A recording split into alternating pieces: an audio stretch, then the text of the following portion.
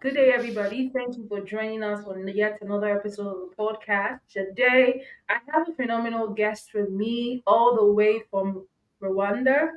I have Faith Muhoza, and she is a goat farmer. And it's just been quite an interesting conversation, guys, we're going to have today. I was just saying to her backstage that she's the first young goat farmer I am getting to meet in Africa. And I'm super excited, for that being my experience at this moment. And so she's going to be sharing more with us about building sustainable goat enterprise. We're just going to be learning from her journey thus far. And so before we continue this conversation, I'll definitely just like to read out her bio to you guys so you get to know her better. And then we kick off the conversation. Faith Muhoza is a purpose driven entrepreneur, a youth advocate, and a community development leader committed to transforming rural livelihood through sustainable agriculture and inclusive leadership. She's the founder and CEO of MK Farm Ltd, a livestock enterprise pioneering sustainable goat meat production through healthy breeding stock, climate smart system like hydro fodder, and farmers empowerment program for youth and women. Faith also serves as a capacity building lead at the Urumi Kagigo Company, where she supports farmers in adopting innovative practices and strengthening cooperative governance. Her leadership influence extends across region and global platform. She's a youth advisory group member at the Mastercard Foundation 2023 to 2025, championing the inclusive youth, women, and refugee and persons with disability development program. She also facilitates and moderated Unleash Hack Rwanda 2023 to 2024, guiding young innovators in co-creating digital solutions for youth employment. Faith's early professional journey spans across customer service, community health initiative, educational support roles, and grounding her in service and grassroots engagement. Faith, thank you for joining us today on the podcast. How are you doing today? Thank you, Peace. I'm doing great today. Fantastic, fantastic. I am super excited to just have you on the podcast today. And so we're just definitely going to dive right into the interaction today. I think that my very first question to you is I think that actually this question backstage, but I believe our audience will also want to know why exactly did you choose goat farming? Because you could have done fishery, poultry, rabbitry, piggery, but why goat farming? Why? Yes, thank you, Peace. And it's a pleasure to be here. My name is Faith Muhoza. I am a young rural woman agripreneur and the founder of MK Farm Ltd. So I work in livestock production and I focus strongly to modern goat farming for meat, quality breeds, Mm-hmm. and building strong system for the farming to be more profitable and sustainable. Yeah. So you was asking me what motivated me to go Yeah. in goat farming. Yeah. So you have gone with poultry. So So I goats. not poultry, not rabbitry, not so I grew up in a livestock farming family. Oh, So okay. in eastern part of Rwanda, I am a Rwandan.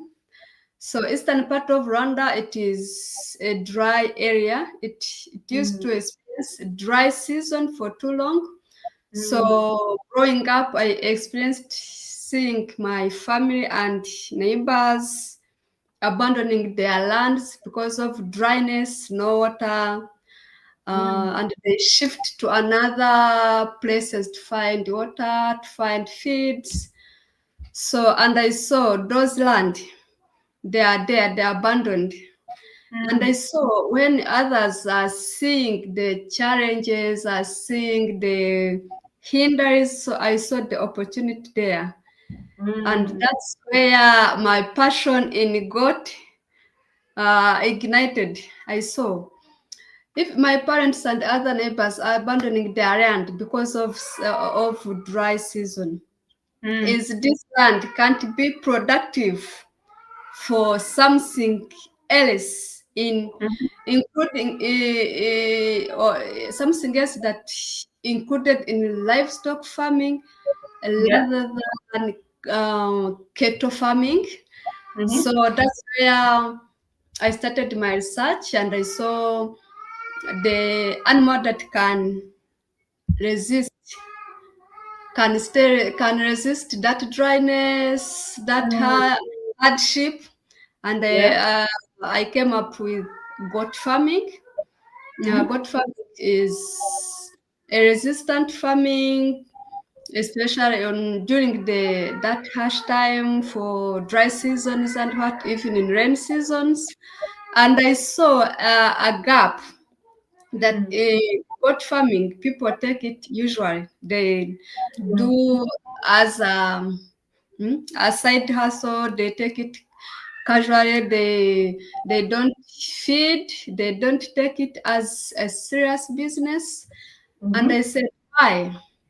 And I said, Faith, this land needs a savior. This goats needs an advocate. So I have to. That's where I started in 2022. Wow. So I sat and said, let my thought go out Mm-hmm. in practical rather than thinking, dream. Let my dreams be a reality. That's where I Mm. started small to that abandoned land of my dad. It was abandoned because it is hilly, because it is stony, there is no water, there is no what. And I said, let me show my family first and Mm-hmm. the community next that goat farming is possible, is Yeah. profitable. Yes. So what we need is introduce innovation, and we do the modern goat farm. So that's how I started goat farming in that dry area. So I introduced innovation in feeding, and I introduced water there. So now once was abandoned land, it is now is a dreamland. It is a land that is visited day and night. Just people come to see goats, healthy goats, to learn business. People are getting opportunities for jobs. So that's where my passion, my idea for going into goat farming started. It was about those lands that are abandoned and about these goats that are left behind when it is a golden. Thank Mm. you. Wow. Wow. Thank you so much, Faith, for sharing. There's so many, I would say, so many valuable things you've just shared right now, which is the starting point is when you talked about that people saw it as a challenge, but you too saw it as an opportunity. Like there's so much land, so we could use the land for this. And one animal that seems to be, resistant to that dryness is goats. And I think that every person listening should, that's like the very first lesson to just speak out from the defeat, which is where others are seeing challenge, there's always an opportunity. That's what people would say, there's always a silver lining. There's always something within that thing you feel like, it's a challenge. Thank you so much for sharing that. So my very next question to you right now is, for someone considering livestock farming, what are some of like the first critical steps they have to put in mind in building a sustainable goat enterprise from the ground up? Like they're just starting out afresh. What are some of the very first steps they have to sort of consider? Yes, what I can say is this it is simple. Just start small and start light. Mm, What I wanted to mean is that start with a clear purpose. mm, What purpose do you have? If you want to go in goat farming, what is your mhm, purpose? Is it goat farming for meat? Is it goat farming for breeding? Is it goat farming for cheese production? What is your purpose? You must have a clear goal or a clear purpose Mm. why you are starting that goat farming. The second one is you have to choose or to invest in good breeds according to your purpose. Mm. If your purpose is goat meat, Yeah. please choose the good or healthy breeds for meat. Mm. Because breeds for meat is different for breeds for milk, is Oh. different for breeds for someone wanted to go and do breeding. Mm-hmm. Find first one, know your purpose. Second, find a good breed. So the third one is good housing. You have to Mm. have proper housing. You have to feeding plan, and you have to do the veterinary support. Mm. Housing, feeding plan, and veterinary support. You have Mm. to make sure that those are in place. And the last one, treat the treat it as a business. If you are going into goat farming, treat it as a business, not as a business, a serious business, not a side hustle. Invest your time, your energy.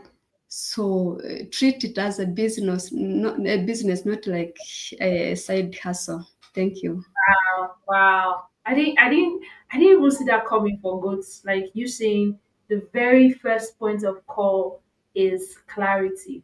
Like having in mind what it is that you're going for, which is okay. Within the niche, there are various value chains. Where exactly do you want to play? And then say, okay, based off of Mm. that, then take those precautionary measures. When you were talking about feeding plan, in my mind, goat is just forage. It's not just grass. Is there any special thing to? I don't know. That's what I'm saying. Like when you say feeding plan, like I know the feeding plan for birds. I know feeding plan for like rabbitry. You have to like mix the field. Is there still something like that for goats? Because in my mind, goats is just forage. Hey, dry grass or grass. Is there a specific kind of thing for goats?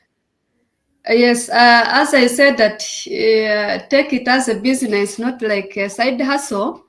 Of course, it has specific. When I say feeding plan, Mm-hmm. uh, someone may choose. There are two types of farming. There is zero grazing and free Mm-hmm. range grazing. Yeah, free Free range. range Yeah. grazing is like this when I have a big land and You walk on. my kids go, yes, and eat grasses, eat bushes like that. And the zero grazing is that I have a goat house, Mm-hmm. feedlots inside, and I have to bring feed my goats inside the house. So I Mm. want to explain among those two types of farming, Yeah. whether it is free range grazing, whether it is zero grazing, feeding is a must. Because, like for free range grazing, Yeah. I got to take that long time going long distance, find the grasses, find the bushes, uh, and came back when I said again, I'm coming back to your purpose. If your purpose is goat meat, Mm-hmm. you have to give your clients a tender meat. So Mm-hmm. for your goats to be healthy and have that tender meat, Mm-hmm. you have to use that distance. That it is not good to use a lot of energy going far to find uh, Mm-hmm. those grasses and what. If you are targeting meat, if you are targeting cheese, you have to add other feeds. There is hydroponics. There's a hydroponic fodder. There is hydroponic silage. There is pellets. There are so many types of feeds for livestock. So a better way to treat your goats as a business, you have to introduce feeds. Whether it is free range or zero grazing, you have to introduce feeds for your animals to get more proteins, to get more energy, to get less stress. So you have to introduce feeds. For me, I introduced two types of feeds. Yes, it is free range grazing. I introduced feeds. One is pellets, others Mm-hmm. is hydroponic silage. Mm-hmm. So hydroponic silage is it's a mixture of hydroponic fodder is a fresh Mm-hmm. feed that comes from these grains. You grow it in 7 days and you get the feed. So we mix hydroponic fodder with crop residues and we chop. So Mm. and we get a big stock for feeds that can take long, whether in a dry season or rainy season. You Mm-hmm. have to have a stock for feeds, because Yeah. like during the dry season, goats they are not working good when it is cold. So Yeah. person they used to stay inside. So Mm. how can our goats stay inside was without eating? It can Mm. it, it can become very slim and cannot give you the product you want or the profit you want. So you have to introduce feeds for your goats to be healthy, for your goats to, in order to get the profit you want, you Mm. have to You have to take care that of the goats. yes, you have to invest in feed so that your goat give you the profit you want. Wow. Wow. Thank you so much for just, emphasizing that the foundation of profitability is ensuring that the goats are well fed because that ensures Yes. that they are healthy. Mm-hmm. Fantastic. Thank you so much for sharing that lesson. So my next question to you at this time is, can you sort of like walk us through um can you walk us through like the system of practice specifically that you use in ensuring that your goats remain disease resistant? Mm-hmm. Yes, and also remain productive. Because I know now you've stated that there are three types for breeding process, which is like either you're breeding for just breeding to just ensure that they have that variety to just keep reproducing, you're breeding for cheese, or you're breeding for meat. Like what process do you utilize in your own enterprise, which is MK Farm Enterprise, to ensure that the goats are disease resistant and also they are very productive? Yes, thank you.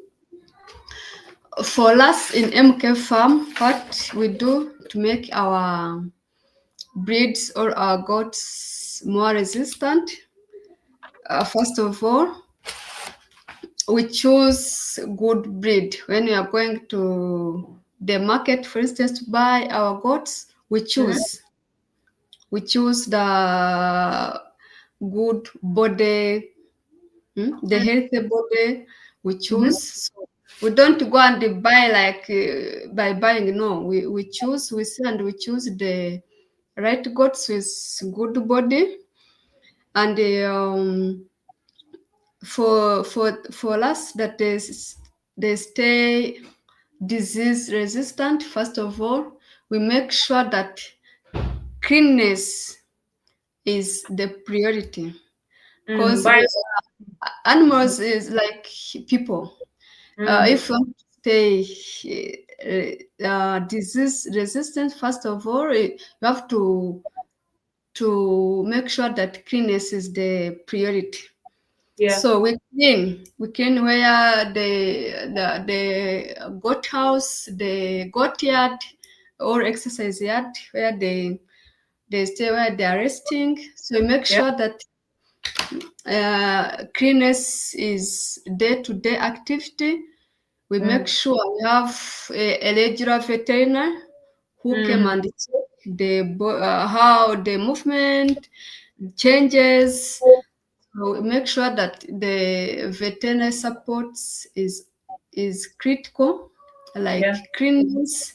Yes, others, of course, it is feeding. When you feed, when you feed your goats or when you feed your livestock healthy, it stays healthy. So we Mm. prioritize cleanness, we prioritize veterinary service, and Mm-hmm. we prioritize feeding system. Mm. So Wow. those 3 points makes our MK Farm goats healthy, strong.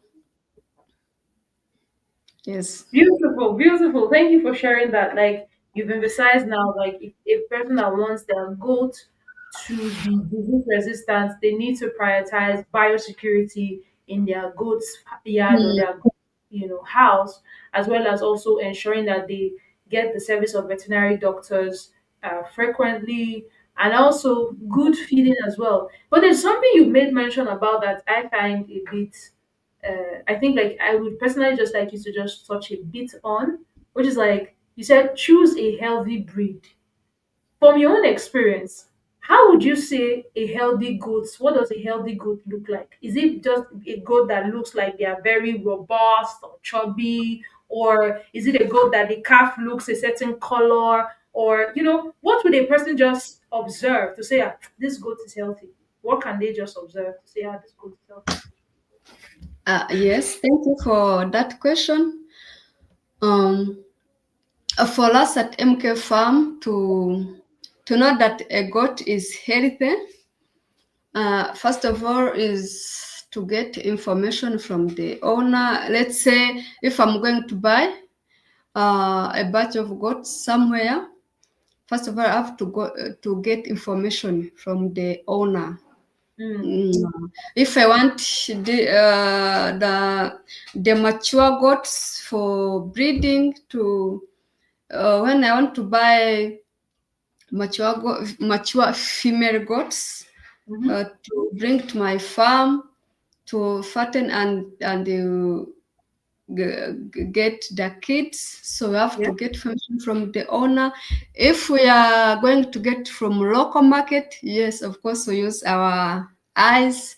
Because in local market you can't ask someone even if it is sick, he or They will she say, can't explain. yeah. Yes. You use your observations and you see body. As I said, you see the body and you see the weight. You use your eyes and you see, and you can say that let me take this one. When I it reaches to my farm, I have to treat first because I'm not Mm, sure 100% that it is healthy.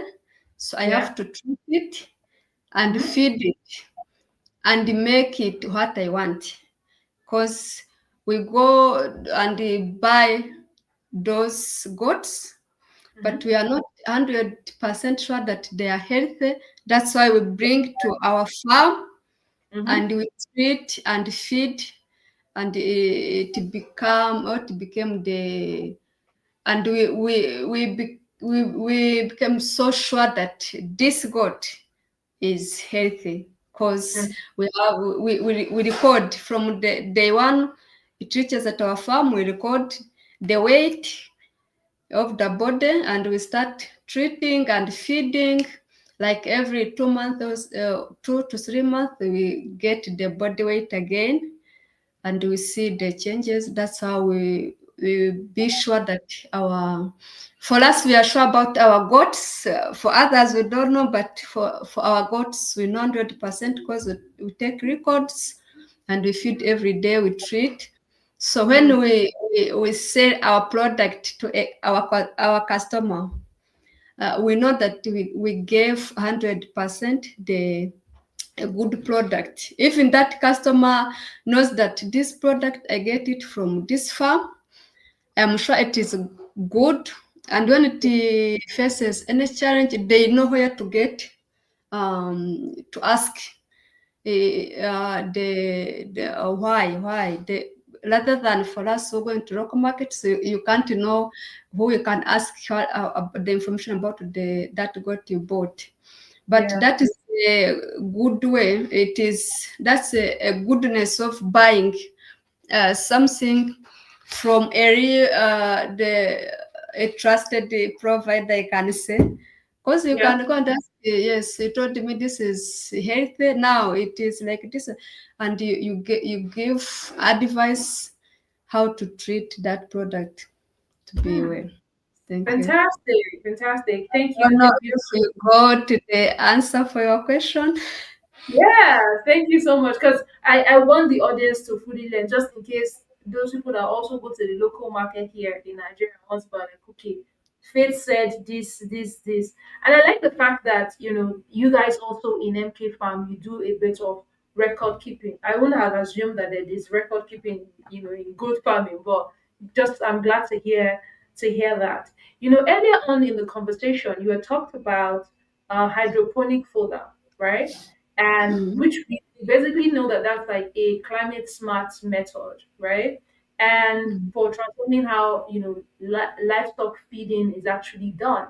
So my question to you at this time is, how has this innovation sort of changed farm productivity and even cost efficiency? Yes, thank you for the question. So the how it changes, first of all, it is a reliable feed. Mm, Whether it is in the dry season or in the rainy season, it is a reliable feed. I told mm. you we harvest every week. Yeah, It yeah, is a yeah. food that is produced in 7 days is the way. Yes, you plant and we get feed every day. So Mm, it is a reliable feed mm, solution rather than the traditional farming when during the dry season some people sell their livestock, and when it comes rainy season they have to buy again. So for mm-hmm, us, we use that hydroponic fodder. It is reliable feed mm, in any season. It is reliable feed. mm, Another one, it improves weight, mm, and it improves weight and health because it is fresh. mm, It is a feed that produced without using soil and fertilizer. It is just seed and irrigation. So the animal gets weight in a short time rather than the traditional way. And you trust the health of that feeds. Another yeah. one, it cuts feed cost. Because Mm, if hydroponic fodder, if I have my seeds and water, so I produce the feed by myself. So it is mm, rather than go and buy somewhere. So that feed cost is important. mm. So that's the goodness of hydroponic fodder. Yes, and the last one, it is a climate smart and land efficiency because you don't use land or Yeah. soil. Yes, that's the goodness of hydroponic fodder. Thank you. Wow. Wow. Prior to just hearing you talk about hydroponic fodder, I only thought that, hydroponics was only for like greenhouses. But now I've also seen the usage in goat farming. I did not think of that before. So now I feel like I've learned something new from this our conversation today. So my very Yes, sorry. okay. Yes, hydroponic fodder. Yes, they use a greenhouse to for the production of hydroponic fodder. Mm-hmm. So yes, so we use greenhouse for the production of hydroponic fodder, and we use that hydroponic fodder to feed our The goat. animals. We use that hydroponic fodder and mix with crop residues, and you get hydroponic silage is another feed. Oh, Yes, and we use that hydroponic fodder mixed with crop residues all seeds, and we produce that pellets, that another type of feeds. Yes, that is the technology. When the technology meets the Yeah, passion, innovations. the Yeah. solution becomes easy. Nice. That's really, really good. You know, as much as every single time I have a guest on, as much as it's a learning experience for my audience, it's also a very big learning experience for me. I'm learning something new every single conversation I have with the guests. Like, Yeah. I'm like, oh my God, I didn't know that. So you've taught me something new today. Hydroponic fodder to get pallets, to get sewage, silages, and also it's how efficient it is because you're able to just sort of grow the feeds for the goats within 7 days. So there's perpetuity, there's no lack, it's just consistently coming. Consistent, whether it's rainy season or dry season, you always have feeds readily available for your livestock. Thank you for sharing. And I think that from what you've said, maybe this could also be used for cattle. Who knows? I don't know. But maybe I'm just thinking about it out loud. Like, Yes, okay, yes, yes, they use it for yes. cattle. It is used for cattle, for goats, for Sheep. poultry, for pigs. Yes, those feeds is a feed for livestock. Even if to those on who do fish farming, like Aquaculture, yeah. Hmm. yes, like those pellets, the Yeah. pets for fish. Yeah. Oh Mm, wow. That's really good. Mm. Amazing, amazing, amazing. Thank God for technology and innovation. thank you. Yeah. Yeah. Wow. Hmm. Yes, Back in that's what we say. Innovation must meet the farming resilience. Eh? Yeah, just thinking about it, this is the main reason why back in the day, some people would travel with their heads of goats from one community to another just to go help them graze. And then when, that other Mm. community is now lacking, maybe it's dry or there's no longer Mhm. feed, they then travel to another. They Now you come. don't have to move around. There's no need for that nomadic ranging. Mm. Just you can be one place and just have everything, set up. That's really good. Really, really good. Yes. Yeah. Wow.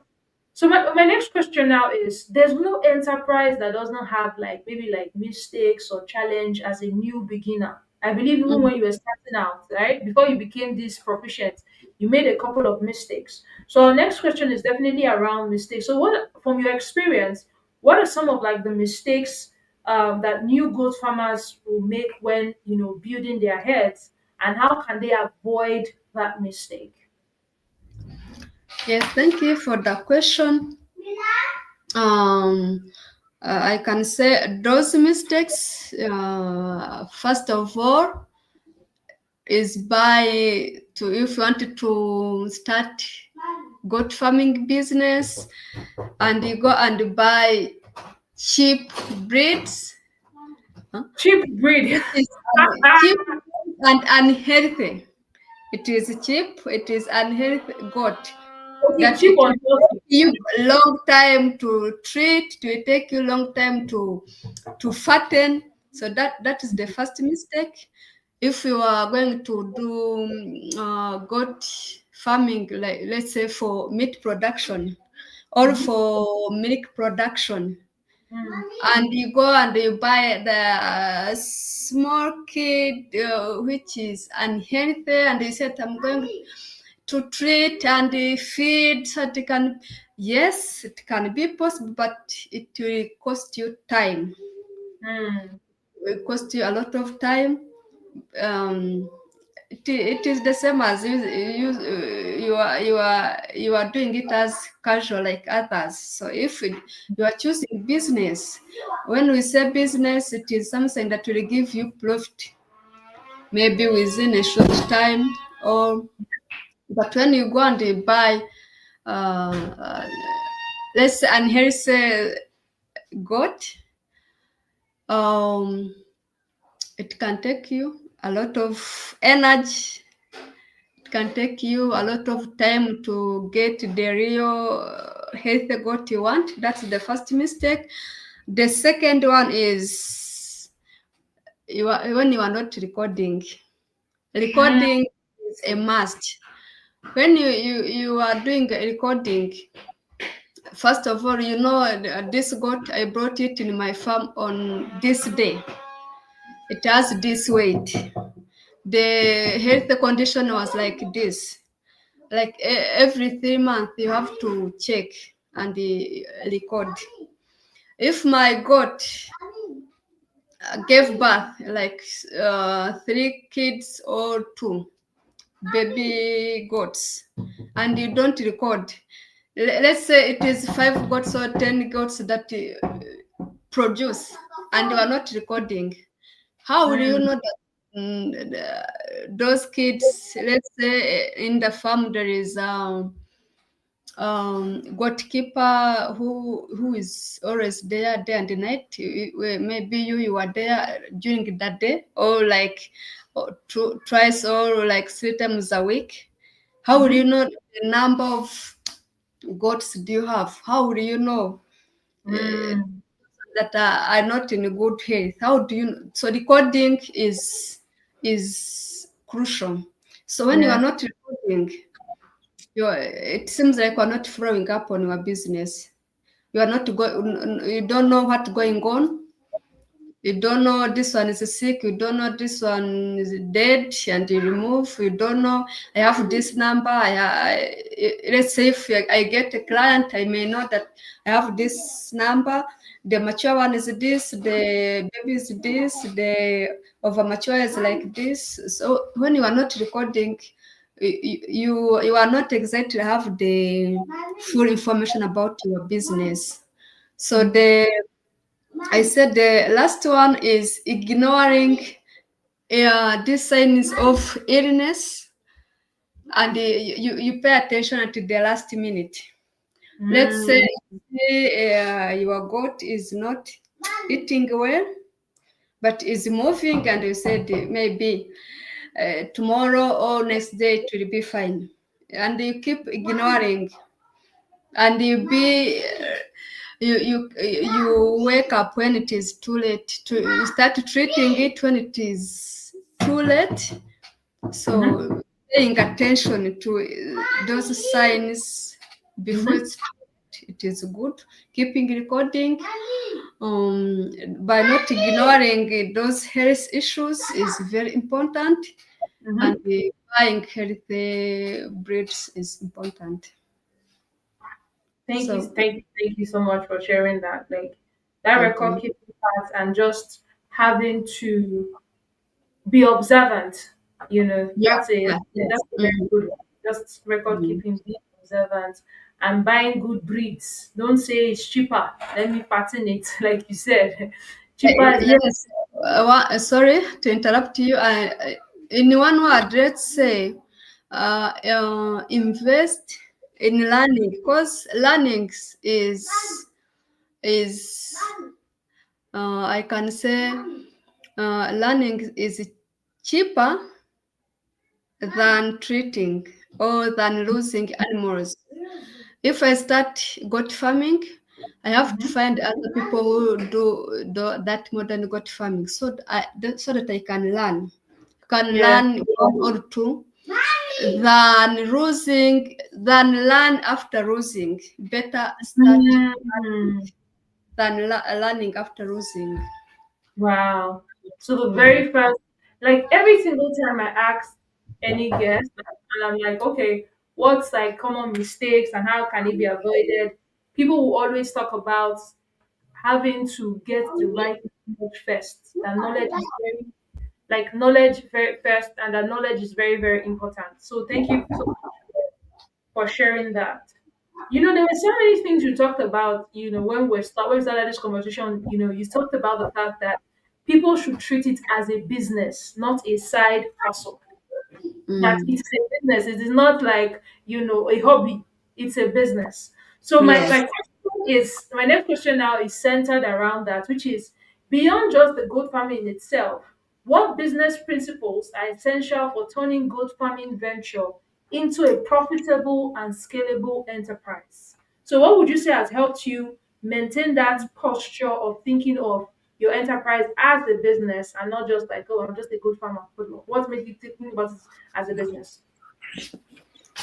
Yes, thank you for that good question. So, let's say our principles as MK Farm to maintain our business. First of all, we do the other point I told you, it is record keeping.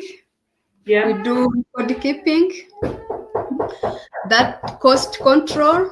Mm-hmm. I was talking about feeds. You have to cut that cost. Yes, Yeah. the cost control. We do it. Another one is market focused production. Yeah. For us, we do got our purpose is for meat and the breeding. Our clients are those who want meat and those who want to breed. So those are our focus. So you have to Yeah. set the cost, and we know our clients are this one. So another one is reinvesting the profits. Reinvest. Let's say if I want my business to grow, if let's say if I sold a batch of like 50 goats, Mm-hmm. than using that money to for my own um to my expenses, or let me take this one and enjoy myself first. I have to reinvest. If I sold like a batch of 50 goats, that money I bring it and reinvest, either for adding more goats, either for renovating their house, either for improving feeds and feedlots. So reinvest. That is a good principle, to reinvest the profit. You have to reinvest the profit. So the last one is continuous learning. Mm. As I said from the beginning, that take it as a business, a serious business, not a side hustle. You have to keep learning, because goat farming is a big industry.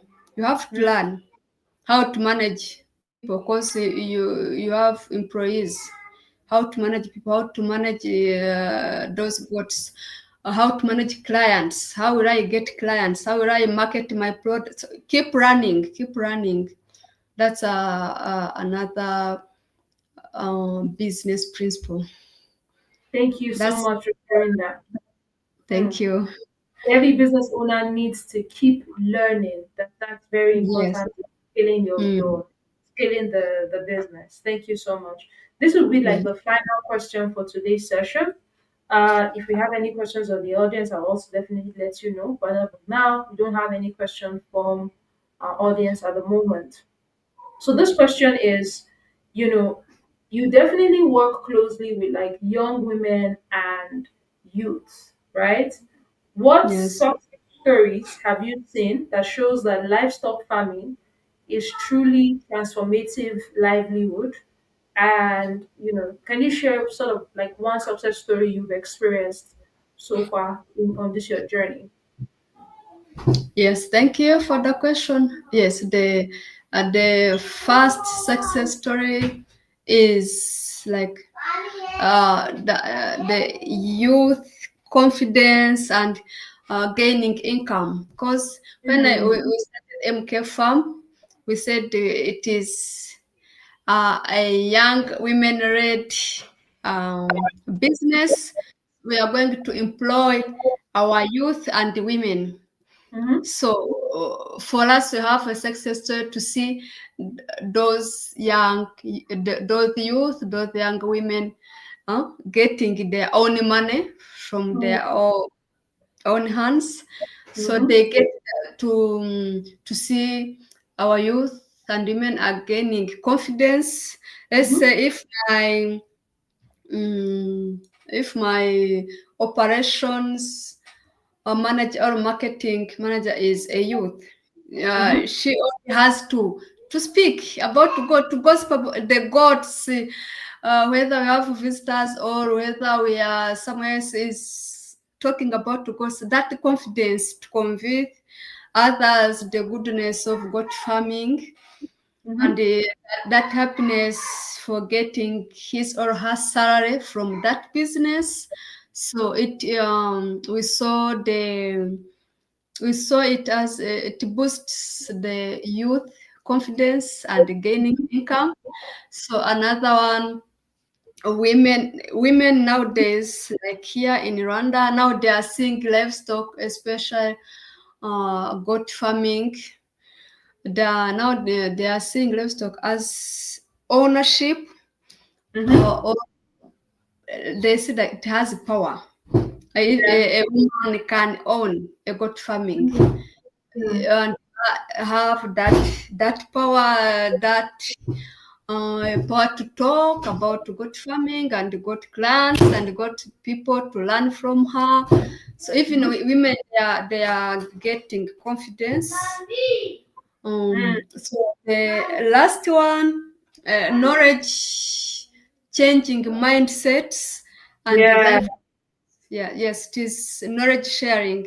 When you are sharing your knowledges, it changes livelihoods, it changes mindsets of people. So that's the success story we are getting nowadays. The shift. Now that those norms that goat farming is for all the people, is for men, is for that low classes, like those low people there. Now that mindset is changing. They can now see that younger people that can get another good jobs, they are investing in good farming and they're getting the good money. So now they see it as a profitable business rather than that side hustle for low people. Thank you. Wow, wow, wow. That's so beautiful. I like how you talked about the fact that people now see it as an avenue to create income for themselves. Whether you're a Mm. young woman or a youth, there is possibility for you to get your own money. That would also boost your self-esteem and your self-confidence that you have this skill set that allows you um take advantage of your economic ability. And that's like one of the core things that we try to preach with the Iron podcast, that we believe that agriculture is a viable means for economic empowerment, personal economic empowerment, and a national economic empowerment. And this conversation with you has just further strengthened that belief that practicing agriculture, in this case livestock farming, specifically goat farming, that there's money within the value chains. It just Yes. depends where exactly you want to focus on, and that's really good. So I said this is my last question, but I also just want to figure out this finally before we go. If a person wants to start out, do they have to have, like, let's say 10 goats or 20 goats to start, or they can just start out with two or three? I said it at the beginning. Start small, but Okay. start right. You Mm. can start even with one, but it's a matter of starting right. When you are targeting, like let's say, uh, goats for meat, goats for milk, just know your purpose and start small. If you are targeting for breed for goats for milk, find that breed for milk. Those breeds that are good for milk, you can start with one or two, but it is Mm. a light one. Mm. Slowly you can add rather than just by starting. Just start small and right. Mm. Yes. Fantastic. So for anyone listening to you across, Uganda or even Nigeria or across the African continent, contemplating whether or not they should become, this is like the usual final question I ask every guest, which is contemplating whether or not they should be involved in any form of agricultural activity, whether it's like crop production or livestock production, and just saying maybe, this is not for me. They're just contemplating it, whether it's profitable, it's favorable. What is your advice to such a person? Yeah, my advice is this. I can tell him or her that agriculture can transform lives Mm, when knowledge meets the opportunity. mm, Yes, agriculture is has a lot of opportunities. Just use the knowledge. Let the mm, knowledge meet the opportunity. Don't see mm, agriculture as a burden. mm. Don't when others see the hinders, the problem, see that as an opportunity, and you step in and do the difference. Wow. Beautiful, beautiful. Thank you for sharing that. Just saying that agriculture is a means to create opportunity for oneself. Like where people see challenges, see that as a Mm, gap that needs to be bridged, and then create yes. an opportunity for yourself. Yes. Thank you so much, Faith, for sharing with us today, all the way from Rwanda. We're super, super excited to have had you on this episode of the podcast today.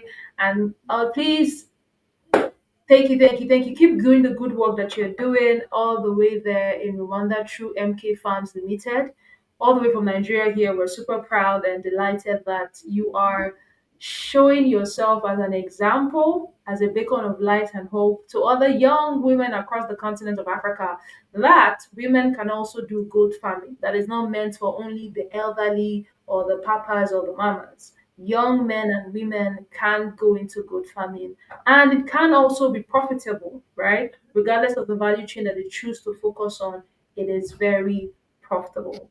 Thank you so much, Faith. It was such a delight having you today on the podcast. Guys, thank you for staying with us from the beginning of the session till this time. If you're just joining for the first time, please do subscribe to the channel so you always get notification on when we have other guests on. And do have a pleasant evening. Thank you. Thank you, Peace. Thank you for hosting me. Thank you, the audience, for listening to our conversation. Greetings from Rwanda. We love you so much. Bye. Wow.